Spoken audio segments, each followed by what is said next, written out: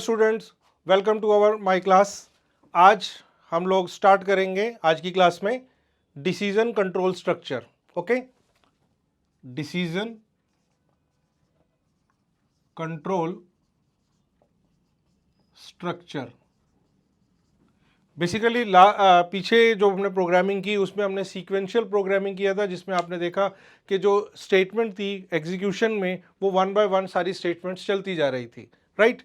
अब हम करेंगे डिसीजन पर। डिसीजन मींस यहाँ पर हमने ये देखना है कि हम किसी पर्टिकुलर सर्कमस्टेंसेस के अंदर किसी स्टेटमेंट को एग्जीक्यूट करना चाहते हैं और किसी पर्टिकुलर सर्कमस्टेंसेस के अंदर हम उस स्टेटमेंट को एग्जीक्यूट नहीं करना चाहते। लाइक अगर एग्जांपल की फॉर्म में देखें कि आप कॉलेज जाना चाह रहे हैं, रोज जाते हैं, लेकिन अगर आपका कोई एक पर्टिकुलर कंडीशन है, लाइक आपको कोई अपॉइंटमेंट मिली, लाइक पासपोर्ट ऑफिस में अपॉइंटमेंट मिली है, तो क्या आप कॉलेज जाएंगे या नहीं जाएंगे?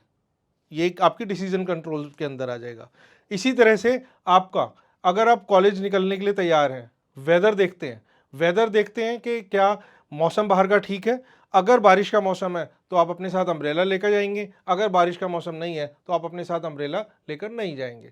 तो इस तरह की जो स्टेटमेंट्स हैं, जब हम कुछ कंडीशंस के बेसिस पर चीज़ों को चेक करते हैं कि क्या हम ये करें या हम वो करें, तो ऐसी कंडीशंस को हम यहाँ पर बोलते हैं डिसीजन कंट्रोल स्ट्रक्चर। तो जैसे कि हमने पिछली क्लास में देखा कि जो फ्लो चार्ट किया था, फ्लो चार्ट में मैंने आपको एक सिंबल बताया था डायमंड शेप में, कि उस डायमंड शेप को हम यूज करेंगे for decision control structure, right. तो डिसीजन कंट्रोल के लिए हम यहाँ पर इफ यूज करते हैं। जैसे ही हमारा इफ कंपाइलर रीड करता है तो कंपाइलर को ये पता लग जाता है कि अब जो स्टेटमेंट्स है वो एक पर्टिकुलर कंडीशंस के ऊपर कुछ चेक होंगी, या एक्सप्रेशन हम बोलें, क्योंकि एक्चुअली तो एक्सप्रेशन होता है पर हम उसको बोलते कंडीशन है, कि कंडीशन वो चेक करेगा कि क्या वो कंडीशन ट्रू है या वो कंडीशन फॉल्स है। अगर वो कंडीशन ट्रू है तो एक पर्टिकुलर स्टेटमेंट एग्जीक्यूट करेगा, और अगर कंडीशन फॉल्स है तो कोई दूसरी पर्टिकुलर स्टेटमेंट को एग्जीक्यूट करेगा, या फिर वो कुछ भी नहीं करेगा। तो इट डिपेंड्स ऑन अस कि हमने उसको स्टेटमेंट क्या दी है एग्जीक्यूट करने के लिए। तो यहीं पर हमारा डिसीजन कंट्रोल स्ट्रक्चर काम करेगा। तो यहां पर इसका सिंटैक्स होता है, syntax if condition statement, right. ये तो एक सिंपल सा फॉर्मेट है जिसके अंदर हमने एक इफ लिया। जैसे हमारा कंपाइलर देखेगा, इस कंडीशन को चेक करेगा, अगर ये कंडीशन ट्रू हुई तो वो स्टेटमेंट एग्जीक्यूट करेगा। अब यहां पर जो इसको हम एक्सप्रेशन कहते हैं, बेसिकली इस एक्सप्रेशन के अंदर यहां पर कुछ भी एक्सप्रेशन आ सकता है। जैसे कि हमारी कोई कैलकुलेशन आ गई, सपोज आ गया यहां पर 3 + 4 मॉडुलस 7, ठीक है, ये एक्सप्रेशन हो गया एक। तो ये एक्सप्रेशन इसके अंदर आ जाएगा। या हमने यहां पे कोई कंडीशन दे दी कि a is less than equal to 3, इस तरह से, तो कोई भी एक एक्सप्रेशन यहां पर आ सकता है। वो एक्सप्रेशन इंक्लूडिंग विद हमारा अर्थमेटिक ऑपरेटर हो सकता है, या कोई हमारा रिलेशनल ऑपरेटर हो सकता है, या कोई लॉजिकल ऑपरेटर हो सकता है। तो यहाँ पे रिलेशनल ऑपरेटर भी यूज होंगे। और रिलेशनल ऑपरेटर हमारे क्या है? रिलेशनल ऑपरेटर है हमारे like less than, greater than, less than equal to, greater than equal to, right. और यहां पर इक्वल के लिए डबल, यहां आपको याद होगा हमने एक सिंगल यहां पे यूज किया था जिसे हम कहते थे असाइनमेंट ऑपरेटर, ठीक है। यहां पर इक्वल के लिए 2 बार साइन यूज होगा असाइनमेंट वाला, तो ये बन जाएगा हमारा इक्वल टू का। तो ये हमारे कुछ रिलेशनल ऑपरेटर हैं जो हम यहां पर कंडीशंस के साथ में यूज करेंगे। यहां पर साथ में हम अर्थमेटिक ऑपरेटर्स भी यूज कर सकते हैं किसी ऑपरेंट्स के साथ, ठीक है। तो ये एक्सप्रेशंस, आप एक्सप्रेशन कहिए या कंडीशन कहिए, कोई प्रॉब्लम नहीं है, ठीक है। तो ये इफ के यहां पर कुछ हम फॉर्मेट ले लेते हैं कि जो जो फॉर्मेट यहां पर इफ के साथ हम लोग यूज कर सकते हैं, राइट। तो पहला एक फॉर्मेट हो जाएगा हमारा लाइक इफ कंडीशन, हम यहां पे पर्टिकुलर कंडीशन ही ले लेंगे, कंडीशन स्टेटमेंट। हमारा ये एक यहां पर फॉर्मेट हो सकता है कि एक ही कंडीशन है हमारे पास और उसकी कोई एक पर्टिकुलर स्टेटमेंट है जो एग्जीक्यूट होनी है। जैसे अगर आपने कहा कि मुझे अगर ये कंडीशन ट्रू होगी तो मैंने ये काम करना है, तो अगर ये कंडीशन ट्रू हुई तो ये काम करना है, अगर ये कंडीशन ट्रू नहीं हुई तो ये काम नहीं करना है। तो इसके अंदर सिंपल एक ही चीज आ गई। इसी तरह से अगर आपके पास ये है कि काम भी आपके पास दो तरह के हैं, तो आपने कहा कि अगर ये कंडीशन ट्रू हुई तो आप ये स्टेटमेंट को एग्जीक्यूट करेंगे, एल्स आप दूसरे कोई स्टेटमेंट को एग्जीक्यूट करेंगे, स्टेटमेंट एग्जीक्यूट करेंगे लाइक स्टेटमेंट 1 और स्टेटमेंट 2। तो इस केस में क्या होगा कि पर्टिकुलर हमारा कंपाइलर इस कंडीशन को चेक करेगा कि ये कंडीशन ट्रू है तो ये स्टेटमेंट एग्जीक्यूट होगी, अगर ये कंडीशन फॉल्स है तो ये स्टेटमेंट एग्जीक्यूट होगी। तो अब ये कैसे पता लगेगा कि कंडीशन ट्रू है या फॉल्स है? तो हमारा जो कंपाइलर है वो यहां चेक करेगा कि जो कंडीशन के अंदर वैल्यू आई, कंपाइलर चेक करेगा कि कंडीशन में जो वैल्यू है क्या वो वैल्यू नॉन जीरो है। अब नॉन जीरो में क्या है, कोई भी इंटीजर टाइप की वैल्यू हो सकती है, वो नेगेटिव हो पॉजिटिव हो, लेकिन वो नॉन जीरो होनी चाहिए। Means it should not be zero, should not be zero. ठीक है, तो वो जीरो नहीं होगी। अगर वो जीरो हुई तो इसका मतलब है कि कंडीशन फॉल्स हो गई, अगर वो जीरो नहीं है तो इसका मतलब कंडीशन ट्रू हो गई। लाइक अगर हम यहां पर बोलते हैं कि if a is equal to 10, condition में मैंने डाल दिया कि यहां पर कंडीशन हमारी a इक्वल टू 10, राइट। तो क्या हुआ, यहां पर a की वैल्यू 10 हो गई। अब a की जो वैल्यू 10 हुई तो कंपाइलर चेक कर रहा है कि क्या यहां जो वैल्यू है वो नॉन जीरो है या जीरो है। तो a की वैल्यू 10 है तो इट इज नॉन जीरो। तो जैसे ही वो 10 देखेगा कंडीशन ट्रू हुई और ये वाली स्टेटमेंट एग्जीक्यूट हो जाएगी, राइट। लेकिन अगर आपने यहां पर लिखा a इक्वल टू जीरो तो ये वैल्यू क्या हो गई, हमारी जीरो हो गई, नॉन जीरो नहीं है।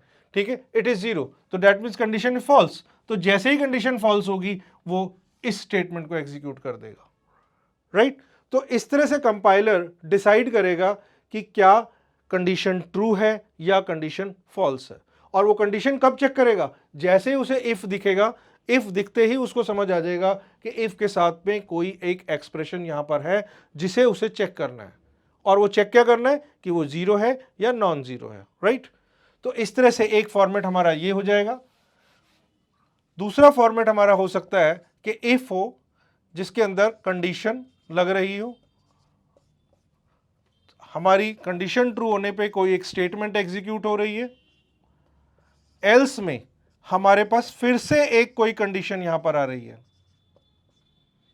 ठीक है, और उसके अंदर फिर एक स्टेटमेंट हमारी एग्जीक्यूट हो रही है। तो हमारा एक फॉर्मेट ये हो सकता है, this is your third format. तो आप अपने आप देख लेंगे कि कौन सा फॉर्मेट आपके प्रोग्राम के अंदर एप्लीकेबल है, आप उसके अकॉर्डिंग यहां पर यूज करते जाएंगे, ठीक है। दूसरी चीज ये भी हो सकता है कि हमारे पास जो हम इफ लिख रहे हैं, इफ के साथ कंडीशन दे रहे हैं, उसके अंदर हमारे पास स्टेटमेंट एक से ज्यादा हो, लाइक इन दिस फॉर्म, ठीक है। उसके बाद हमारे पास एल्स हो और फिर से एक स्टेटमेंट हो, यहां पर स्टेटमेंट नंबर 3, यहां पर भी एक स्टेटमेंट हो हमारे पास, स्टेटमेंट नंबर 4। तो इस कंडीशन में क्या होगा, जब इस प्रोग्राम को आप रन करेंगे तो ये यहां पर कंडीशन को चेक करेगा, जैसे ही इसे कंडीशन ट्रू मिलेगी वो इस स्टेटमेंट को एग्जीक्यूट करेगा, ठीक है। और ये स्टेटमेंट तो एग्जीक्यूट होगी ही होगी, लेकिन जैसे ही उसे एल्स मिलेगा तो यहां पर वो एक एरर जनरेट कर देगा कि उसको इस एल्स का इफ नहीं मिल रहा है, क्योंकि इफ का काम तो यहीं पे खत्म हो गया। मींस इफ की कंडीशन जैसे ही ट्रू होगी उसका इंपैक्ट अपने से खाली नेक्स्ट स्टेटमेंट के ऊपर इंपैक्ट होगा, ठीक है, अपने से नेक्स्ट स्टेटमेंट इंपैक्ट होगा, सेकंड स्टेटमेंट पर नहीं जाएगा। लेकिन हमारा क्या रिक्वायरमेंट था, हमारा रिक्वायरमेंट था कि जब ये कंडीशन ट्रू हो तो ये दोनों की दोनों स्टेटमेंट एग्जीक्यूट हो, मींस एक साथ हो। तो हम इसको यहां पर ब्लॉक बना देंगे, राइट। तो यहां पर हम इसको एक ब्लॉक की फॉर्म में लिख देंगे, और ब्लॉक बनाने के लिए आपको क्या करना है, जैसे पहले ही बताया था, यहां पर एक कर्ली ब्रेसिस लगा देंगे इस तरह से। अब क्या होगा कि जैसे ही ये कंडीशन ट्रू होगी तो ये पूरा ब्लॉक एग्जीक्यूट होगा, अगर ये कंडीशन फॉल्स हुई तो ये पूरा ब्लॉक एग्जीक्यूट होगा। तो आपके पास अगर एक से ज़्यादा स्टेटमेंट्स हैं तो आप वहां पर ब्लॉक बनाएंगे कंडीशंस की ट्रू और फॉल्स को चेक करने के बाद, ठीक है, ताकि आपकी मल्टीपल स्टेटमेंट्स एग्जीक्यूट हो सके। अदरवाइज क्या होगा कि वो अपने से सिर्फ नेक्स्ट पर चेक करेगा और बाकी स्टेटमेंट तो वो बाय डिफॉल्ट चलाएगा ही चलाएगा। लाइक इस केस में ये कंडीशन ट्रू होगी, इस स्टेटमेंट ट्रू होने पर ये चलेगा और ये भी चलेगा। लेकिन अगर ये कंडीशन फॉल्स हुई तो ये स्टेटमेंट एग्जीक्यूट नहीं करेगी बट स्टेटमेंट नंबर 2 एग्जीक्यूट करेगी। और अगर ये पार्ट आपने साथ में लिख दिया तो वो एरर शो कर देगा, ठीक है। एक अच्छी प्रोग्रामिंग के लिए आपको यह जानना बहुत जरूरी है कि प्रोग्राम कब कब किस किस कंडीशन में एरर प्रोड्यूस करेगा। अगर आपको एरर की रेक्टिफिकेशन आ गई, अगर किसी भी प्रोग्राम के अंदर आप एरर चेक करना जान गए, रेक्टिफिकेशन आ गई आपको, तो समझ लीजिए आपको प्रोग्रामिंग आना शुरू हो जाएगी। इवन अब आपको इतना एक्सपीरियंस हो जाएंगे अगर एरर रेक्टिफिकेशन से कि आप प्रोग्राम को सिर्फ सुन के, कोई अगर काम कर रहा है और कहता है कि मेरी ये प्रॉब्लम है, अरे ये प्रोग्राम है, तो आप उस एरर को सिर्फ सुन के ही आप बता सकते हैं कि प्रोग्राम में गड़बड़ी कहाँ पर होगी, कहाँ पर वो दिक्कत है जिसकी वजह से प्रोग्राम को एग्जीक्यूट नहीं कर रहा है, राइट। हमारा एक फॉर्मेट ये भी हो सकता है कि अगर हमारे पास इफ में हमारे पास कंडीशन दो हो, लाइक एक कंडीशन ये है और दूसरी कंडीशन हमारी ये है, ठीक है, और उसके बाद हमारे पास स्टेटमेंट्स हैं, स्टेटमेंट नंबर 1, स्टेटमेंट नंबर 2, और वो भी ब्लॉक में है। फिर उसके बाद एल्स है और एल्स के अंदर हमारे पास स्टेटमेंट नंबर 3 और स्टेटमेंट नंबर 4 है यहाँ पर, ठीक है। ये हमारे कर्ली ब्रेसेस हो जाएंगे, ठीक है, these are the curly braces, जिससे हमने इसको ब्लॉक बना दिया। अब इस केस में क्या होगा कि सबसे पहले हमारा कंपाइलर इस कंडीशन को ट्रू चेक करेगा। अगर ये कंडीशन ट्रू होगी तो हमारा इस पर जाएगा, क्योंकि मैंने अभी बताया आपको कि इफ हमेशा अपने से नेक्स्ट पर इंपैक्ट डालता है, तो इस कंडीशन का ट्रू और फॉल्स हमेशा इस पर जाएगा, ठीक है। तो जैसे ही ये कंडीशन चेक हुई, ये कंडीशन ट्रू निकली, उस इस पर आया, उसने इसको कंडीशन को चेक किया, अगर ये कंडीशन भी ट्रू हुई तो वो इस पर आएगा, इन पूरे ब्लॉक को एग्जीक्यूट करेगा। अगर कंडीशन फॉल्स हुई तो वो इस ब्लॉक पर आएगा और इस पूरे ब्लॉक को एग्जीक्यूट करेगा, ठीक है। तो ये भी एक फॉर्मेट हो सकता है, ठीक है। इसके अलावा हमारे पास यहां पर नेस्टेड इफ हो सकता है। नेस्टेड इफ, नेस्टेड इफ क्या होता है, इफ के अंदर, इफ इनसाइड इफ, ठीक है, उसको हम बोलते हैं नेस्टेड इफ। जैसे हमने एक इफ की कंडीशन को लिया, यहां पर उसकी स्टेटमेंट यहां पर आ गई, ठीक है, ये स्टेटमेंट आ गई कोई एक, और स्टेटमेंट आने के बाद इसके अंदर एक और इफ की कंडीशन यहां पर आ गई इस तरह से, ठीक है, और उसके बाद उसकी स्टेटमेंट आ गई, दिस इज 1 2, एल्स में यहां पर फिर एक स्टेटमेंट आ गई, ठीक है, और यहां पर ये ब्लॉक खत्म हो गया, ठीक है। और उसके बाद यहां पर एक एल्स और उसके बाद फिर से इफ कंडीशन, इफ कंडीशन, और उसके बाद उसका block statement number 3 4 and statement number 5 आ गया, और उसके बाद इसका एल्स और इसकी स्टेटमेंट, स्टेटमेंट नंबर 6, इस तरह से। अब इस फॉर्मेट में देखिए क्या होगा, नेस्टेड इफ में इफ इनसाइड इफ, इसी को हम बोलते हैं नेस्टेड इफ। इसमें क्या होगा कि इसकी कंडीशन को चेक करेगा वो कंपाइलर हमारा। अगर ये कंडीशन हमारी ट्रू हुई तो वो इस पूरे ब्लॉक में एंटर करेगा, इस पूरे ब्लॉक में, और अंदर आते ही इस स्टेटमेंट को एग्जीक्यूट कर देगा। और इस स्टेटमेंट को एग्जीक्यूट करने के बाद वो ये देखेगा कि फिर से उसको एक कंडीशन मिल रही है। अब वो फिर से इस कंडीशन को चेक करेगा, और इस कंडीशन को चेक करने के बाद अगर वो ट्रू कंडीशन होती है तो वो ये स्टेटमेंट को एग्जीक्यूट करेगा, अदरवाइज वो एल्स को करेगा। मतलब अगर ये कंडीशन ट्रू है, ठीक है, तो हमारी स्टेटमेंट नंबर 1 तो एग्जीक्यूट होगी, ठीक है, लेकिन इनसाइड ऑफ दिस, इस कंडीशन के ट्रू होने पर या तो स्टेटमेंट नंबर 2 होगी या फिर स्टेटमेंट नंबर 3 होगी। तो स्टेटमेंट नंबर 1 के साथ आइदर 2 और 3 स्टेटमेंट एग्जीक्यूट होंगी, लेकिन दोनों ही एग्जीक्यूट नहीं होंगी। तो आपने देखा इफ के अंदर इफ लगा हुआ है पूरे ब्लॉक के अंदर, ठीक है। ये पूरा एक ब्लॉक हो गया एल्स इफ एल्स का, ये पूरा इफ एल्स का एक ब्लॉक हो गया, ये देखिए, ठीक है। ये वाला एल्स हो गया इसके अंदर का, ये पूरा एक ब्लॉक हो गया, ये इफ एल्स का एक ब्लॉक हो गया, और यहां पर इफ एल्स का एक ये ब्लॉक हो गया। तो इस तरह से इफ के अंदर इफ लगाने को हम यहां कहेंगे nested if. Nested if means condition inside the condition, if के अंदर इफ लगाना इज कॉल्ड नेस्टेड इफ। तो इस तरह के फॉर्मेट है हमारे, इन फॉर्मेट के बेसिस पर हम क्वेश्चंस को सॉल्व करते हैं, ठीक है। चलिए देखते हैं आगे, कुछ क्वेश्चन देखते हैं ताकि पता लगे कैसे काम होगा। तो चलिए एक क्वेश्चन लेते हैं जिसमें हमने जैसे लास्ट क्लास में भी हमने लिया था, सीक्वेंशियल प्रोग्रामिंग में हमने बेसिक सैलरी लेकर हमने हमने डीए और डियरनेस अलाउंस और एचआरए कैलकुलेट किया था। अब उसी के बेसिस में यहाँ पर हम इफ कंडीशन के साथ करते हैं कि अगर किसी की बेसिक सैलरी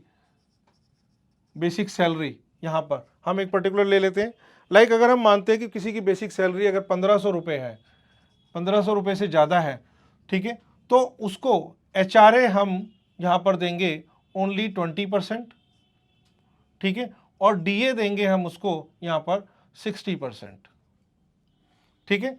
लेकिन अगर किसी की सैलरी बेसिक जो सैलरी है वो 1500 रुपये से कम है, ठीक है, तो हम उसको एचआरए देंगे यहाँ पर कितना, हम यहाँ पर उसको एचआरए देते हैं 500 रुपये और डीए दे देते हैं उसको यहाँ पर 70%, ठीक है। In case of basic is less 1500 से। तो ये हमारी एक प्रॉब्लम है, इस प्रॉब्लम के बेस के ऊपर हम यहाँ पर क्वेश्चन करके देखते हैं। तो चलिए लिखते हैं hash include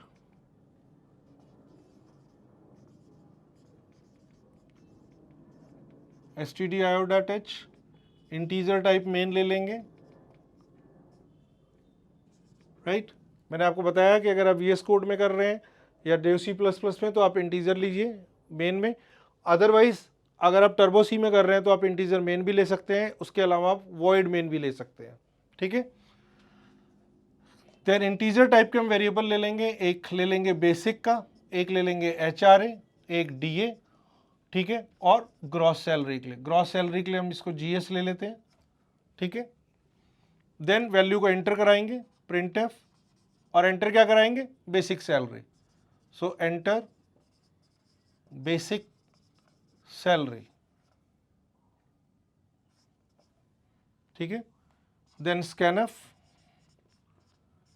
%d ampersand basic, यहाँ पर आपकी बेसिक सैलरी इनपुट हो जाएगी कीबोर्ड से, और उसके बाद अब हमारा यहाँ से कैलकुलेट होना शुरू होगा बेसिक के अकॉर्डिंग। तो पहली कंडीशन हमारी ये है कि बेसिक क्या होना चाहिए, ग्रेटर होना चाहिए 1500 से, और दूसरी कंडीशन क्या है, बेसिक लेस होना चाहिए 1500 से। तो हमारी दो कंडीशंस हो गई यहाँ पर। तो दो कंडीशन के लिए हम यहाँ पर इफ लिखेंगे, इफ कंडीशन, और कंडीशन क्या है कि बेसिक इज क्या, लेस देन या फिर greater than. Basic is greater then 15 यहाँ पर, कि अगर हमें 1500 है तब भी ये रहे तो हम यहाँ पे इक्वल टू लगा देंगे। उसके बाद ब्लॉक के अंदर हम यहाँ पे चेक करा लेंगे, क्योंकि दो स्टेटमेंट्स हैं एचआरए और डीए, तो एचआरए कितना है 20% ऑफ द बेसिक, तो 20 इंटू बेसिक डिवाइडेड बाय 100, ये 20% निकल जाएगा। इसी तरह से डियरनेस अलाउंस, ये हो जाएगा हमारा 60%, तो 60 इंटू बेसिक डिवाइडेड बाय 100, ये हमारी इसकी कैलकुलेशंस आ गई। आप चाहें तो यहाँ पर बेसिक को एक साथ यहाँ पर जीएस को यहीं पे कैलकुलेट करा सकते हैं, अदरवाइज आप लास्ट में भी कैलकुलेट करा सकते हैं, ठीक है। हम यहीं करा लेते हैं। तो GS equal to what, basic plus HRA plus DA, block बंद हो गया। देन हमारा आ जाएगा एल्स के अंदर हम यहाँ पे फिर से एक कंडीशन लगा रहे हैं, if what is the condition, basic is less then कितना 1500, ठीक है। तो इसके अंदर हमारे पास आ जाएगा क्या कि HRA इज इक्वल टू सीधे सीधे 500 रुपये मिल रहे हैं उसको, कोई कैलकुलेशन नहीं है, कोई परसेंटेज नहीं है, सीधे 500 रुपये। देन DA उसको 70% मिल रहा है, 70% ऑफ बेसिक, ये कैलकुलेट हो जाएगा। और यहाँ पर ग्रॉस सैलरी कैलकुलेट हो जाएगी basic plus HRA plus DA की, ठीक है।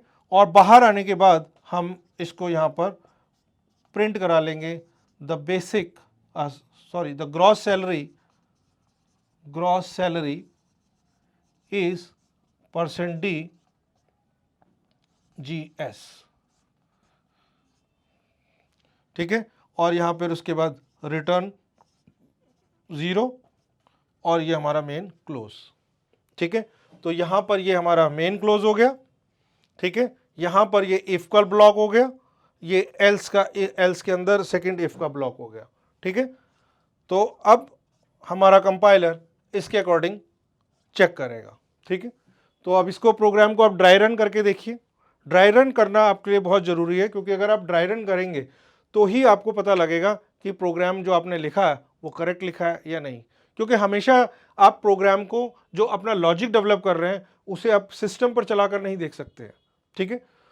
तो यहाँ पर हमने बेसिक एंटर कराया, ठीक है। मान लीजिए आपने बेसिक एंटर कराया यहाँ पर 1500 रुपये, ठीक। 1500 की कंडीशन चेक हुई, हमने इक्वल टू को दिया हुआ है कि क्या basic greater than equal to 1500 है, तो 1500 है। तो यहाँ पर आया 1500 के अकॉर्डिंग 20% यहाँ पे उसने निकाल लिया, ठीक है। 20% यहाँ पर जो वैल्यू आई बेसिक HRA की कितनी आ गई। उसके बाद यहाँ पे DA की वैल्यू निकाल लिया, dearness allowance 60% that is 900 rupees. और उसके बाद इन सबका टोटल हो गया तो 1500, 1800 और 900 दैट इज 2700 रुपीज़ इसका ग्रॉस सैलरी बन गया इन द फर्स्ट कंडीशन। अगर ये आपने यही वैल्यू 1500 से कम दिया होता, कुछ मान लीजिए 1000 रुपये दिया आपने, तो 1000 की कंडीशन यहाँ फॉल्स हो रही है, सीधे यहाँ आएगा, यहाँ पे कंडीशन ट्रू हो रही है, और ट्रू होते ही यहाँ पर क्या करेगा, HRA की वैल्यू 500 रुपये ले लेगा। 1000 आपकी बेसिक ऑलरेडी है, 70% यहाँ पर निकालेगा, 70% इज 700 रुपये। तो 1000 प्लस 500 1500 और 700 2200, तो टोटल यहाँ पर 2200 रुपीज़ आपकी सैलरी कैलकुलेट हो जाएगी। तो इस तरह से आपने देखा है यहाँ पर ड्राई रन करके आपको पूरा का पूरा प्रोग्राम यहाँ पर एग्जीक्यूट हो जाएगा। अब आप इसको अपने सिस्टम पर राइट करके लिखकर कोड को चला सकते हैं। तो आपने देखा कि हम इसको ड्राई रन करके इसकी सारी वैल्यू को हम पुट करके निकाल सकते हैं, बेसिक की वैल्यू डाल के, और फिर हम ये HRA DA कैलकुलेट कर लेंगे, हमारा GS ग्रॉस सैलरी कैलकुलेट होकर हमें मिल जाएगा।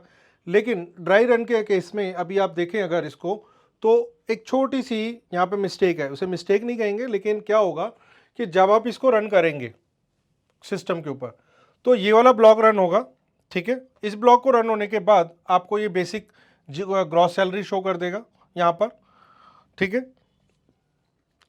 इधर आएगा, ग्रॉस सैलरी कैलकुलेट होगा, एल्स में आके फिर यहाँ अगर चेक करेगा, अगर ये कंडीशन ट्रू होगी तो इसकी ग्रॉस सैलरी चेक करेगा, और यहाँ पर आकर प्रिंटफ में इसकी ग्रॉस सैलरी यहाँ पे कैलकुलेट करके दिखा देगा, राइट। अब अगर हम इसको इसी के अंदर, इस ब्लॉक के अंदर ही यहाँ पर अगर हम प्रिंटफ करा लेते हैं ग्रॉस सैलरी को, printf the basic the gross salary is %D GS, यहाँ पर अगर हम इसको यहाँ पर कर लेते तो क्या होता, देखो कि जब आपका ये ब्लॉक ट्रू होता, वैल्यू कैलकुलेट होती, वैल्यू डिस्प्ले होती, वैल्यू डिस्प्ले होने के बाद वो एल्स में आता, एल्स में आने के बाद वो ये देखता है कंडीशन फॉल्स है, फॉल्स होता है इस ब्लॉक से बाहर आ जाता, और बाहर आते उसे फिर से एक ग्रॉस सैलरी प्रिंट करने की ऑप्शन मिल रही है। मीन्स एक तो अंदर प्रिंट करके ही आ रहा है और वो बाहर भी आके प्रिंट कर रहा है। ऐसे ही अगर आप इसके अंदर भी दे देते तो एक तो आपकी स्टेटमेंट की जो 2 लाइनें हैं कोड्स की वो बढ़ गई, राइट, और दूसरा यहाँ पर भी प्रिंट कर रहा है। लेकिन हमने क्योंकि बाहर करा लिया तो अंदर इसको प्रिंट कराने की हमें इसको ज़रूरत नहीं पड़ेगी। ठीक है, तो ये एक ऐसी मिस्टेक है जिसको हम अवॉइड कर सकते हैं। तो अब क्या होगा, एक तो हमारी लाइन ऑफ कोड बच गए। आपको अपने प्रोग्राम में ये भी ध्यान रखना बहुत ज़रूरी है कि आपका प्रोग्राम जितना छोटा सा छोटा हो, लाइन ऑफ कोड जितनी कम हो, एग्जीक्यूशन उतनी ज़्यादा फास्ट होगी, और प्रोग्राम जितना फास्ट होगा उतना बढ़िया प्रोग्राम आपका वो कहलाएगा। ठीक है, तो यहाँ पर हमने दोनों स्टेटमेंट को यहाँ से ब्लॉक से हटा दिया और हमने बाहर रख दिया, यानी कैलकुलेट होने के बाद अपने आप वो यहाँ पर आकर प्रिंट कर देगा। अगर इस ब्लॉक का होगा तो इस ब्लॉक की वैल्यू देगा, अगर इस ब्लॉक का होगा तो इस ब्लॉक की वैल्यू देगा। राइट, तो ये इस तरह से इस प्रोग्राम को हम कर लेंगे। राइट, चलिए अगला प्रोग्राम देखते हैं, एक और देखते हैं इसी तरह से।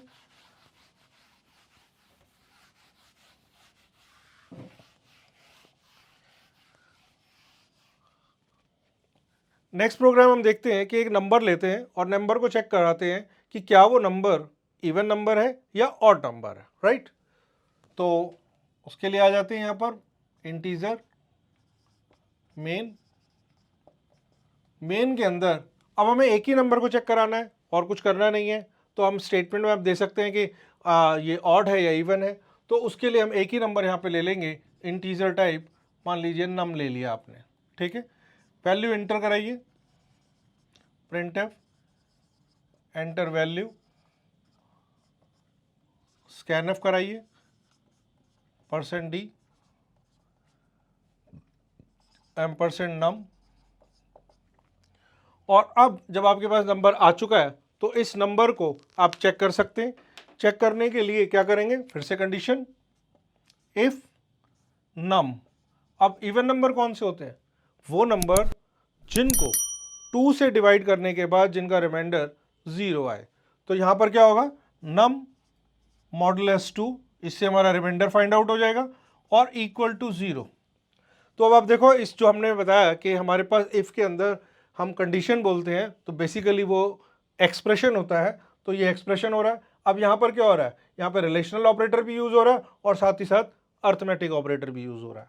ठीक है, तो if num modulus 2 equal to 0, अगर ये कंडीशन ट्रू है तो क्या होगा, हम प्रिंट कर देंगे कि नंबर हमारा इवन है, इट इज़ इवन नंबर। ठीक है, एल्स वो नंबर क्या होगा, वो ऑड नंबर होगा, इट इज ऑड नंबर। ठीक है, इस तरह से, और यहाँ पर रिटर्न 0। ठीक है, तो इस तरह से आप इसको चेक कर सकते हो। अब आप कोई भी नंबर डाल के देखो, सपोज कीजिए कि हमने इस प्रोग्राम को रन किया ड्राई रन में, नंबर के यहाँ पर हमने वैल्यू इनपुट की 5। ठीक है, नम पर 5 आ गया, 5 मॉडुलस 2, 5 मॉडुलस 2। अब 5 मॉडुलस 2 की वैल्यू क्या आई, रिमाइंडर 1 आ गया, इज इक्वल टू 0। क्या 1 इक्वल टू 0 है? सो एंड के केस में यहाँ पर दोनों की दोनों कंडीशन ट्रू होनी है, जरूरी है, तभी हमारा वो स्टेटमेंट एग्जीक्यूट होगा, अदरवाइज स्टेटमेंट एग्जीक्यूट नहीं होगा। बट इन केस ऑफ और के केस में कोई एक कंडीशन ट्रू हुई और दूसरी कंडीशन फॉल्स हुई तो भी ये एग्जीक्यूट होगा, ये कंडीशन फॉल्स हुई, ये कंडीशन ट्रू हुई तो भी ये एग्जीक्यूट होगा, और अगर दोनों ही कंडीशन ट्रू हुई तो भी ये एग्जीक्यूट होगा। मींस और के केस में एग्जीक्यूट तब नहीं होगा जब दोनों की दोनों कंडीशन ही फॉल्स हो। ठीक है, तो ये डिफरेंस है एंड और में। और में कोई एक ट्रू होनी चाहिए, एग्जीक्यूट हो जाएगा, एंड के केस में दोनों ट्रू होंगी तभी एग्जीक्यूट होगा। बस आप सिंपल सा इतना ध्यान रखिए। ठीक है, तो यहां पर हम क्या चाहते हैं कि ए की जो वैल्यू है, CH की वैल्यू, वो ए से बड़ी हो या उसके बराबर हो, साथ ही साथ वो Z से छोटी हो या फिर उसके बराबर हो। तो हम यहां पर क्या लगा देंगे, हम यहां पर लगा देंगे and CH is less than equal to Z, इस तरह से। ठीक है, अब according to the BODMAS rule हम इसको पूरे को एक ब्लॉक में ले लेते हैं, तो यहां पर हमने इसको इस तरह से कर दिया। ठीक है, इससे क्या होगा, पहले इंटरनल ब्रैकेट्स को एनालाइज करेगा, फिर एक्सटर्नल को करता है। तो इसके बाद हम यहां पर कर देंगे प्रिंटफ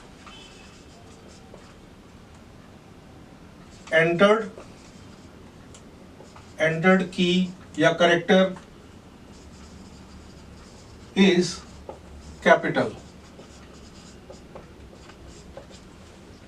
एल्स में हम दूसरा चेक कर लेंगे, हो सकता है हमारा कैपिटल में ना रहा हो, तो यहां पर हम चेक कर लेंगे else if CH is greater than equal to small and